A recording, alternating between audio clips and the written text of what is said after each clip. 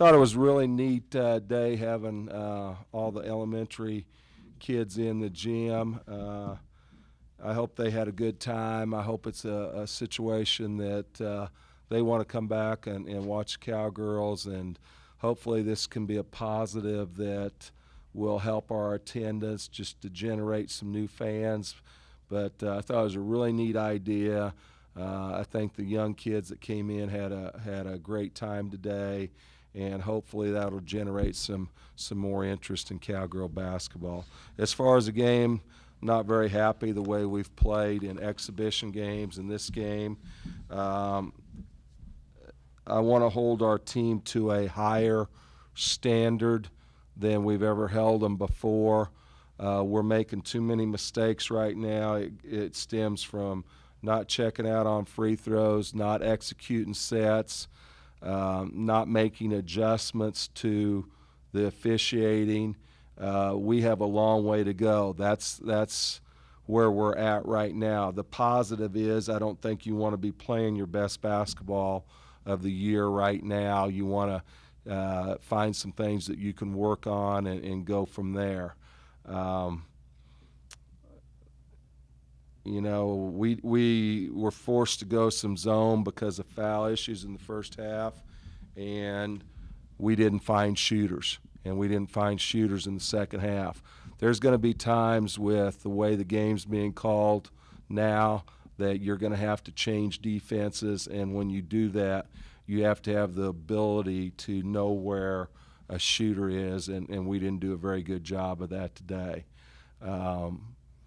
The game is going to put a high premium on free throws, and we're not converting at the free throw line as well. We fouled more than they did tonight, and that hasn't been a trademark of our team.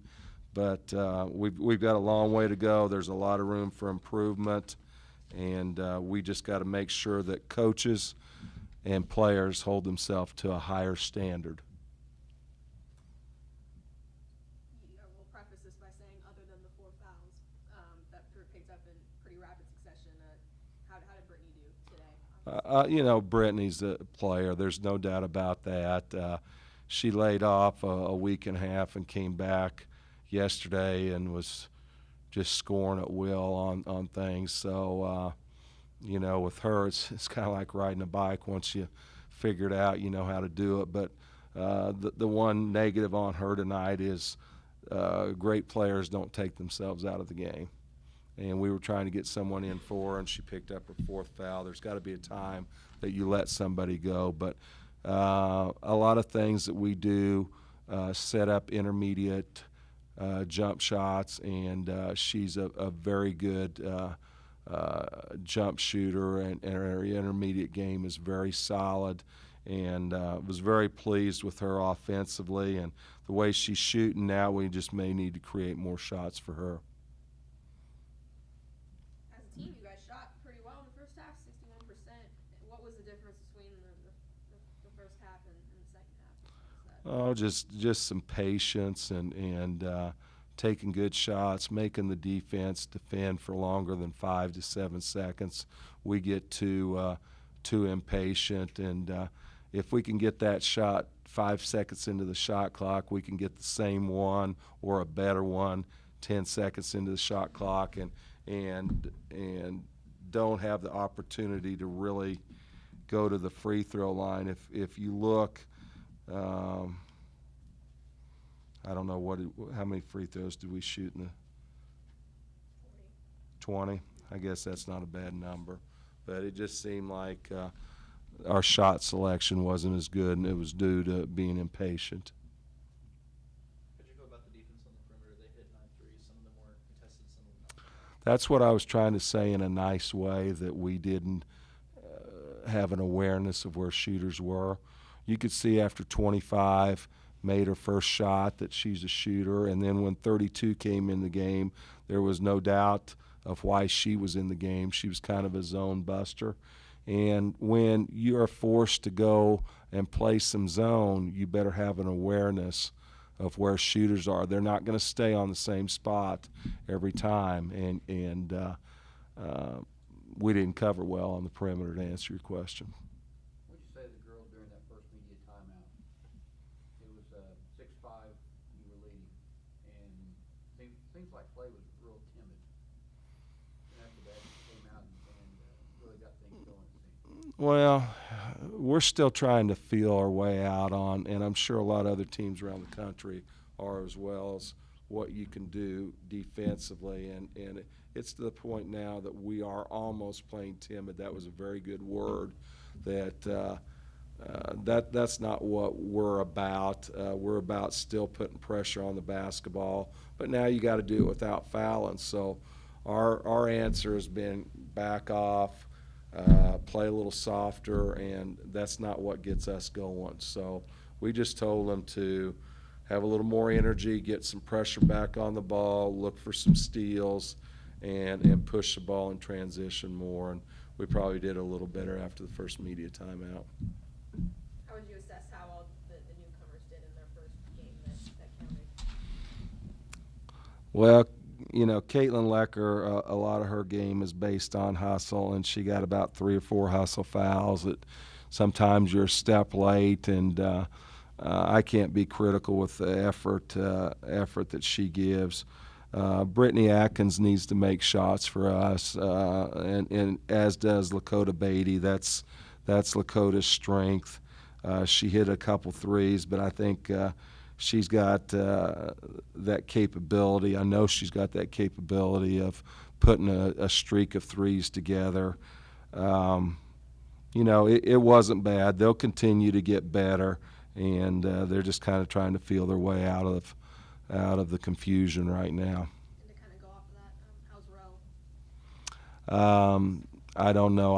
I probably would say that she's probably not going to play on Sunday, and then it'll probably be day to day after that. But that's a difference maker for us too. That you know, when Tiff gets 2 fouls, we would have subbed in that situation, and then we had to go to zone to make sure that Tiff stays on the floor. So,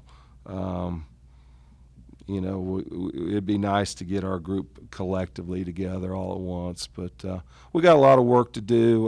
We've got good kids.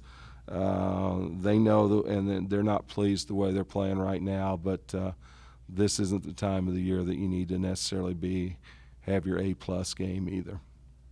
Short turnaround between now and Sunday. What do you expect to work on between now and then?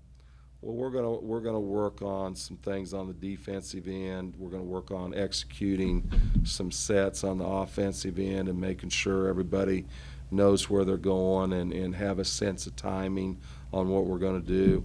We're gonna get in the gym. We're gonna shoot some free throws, because that's gonna be, I can see it already, that's gonna be a huge factor with the new rule changes and how they're gonna call the game.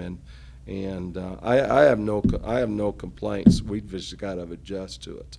We've got to figure it out. And it was called even tighter tonight than it was in the exhibition game. So you got to have the capacity as a coaching staff and as players to adjust.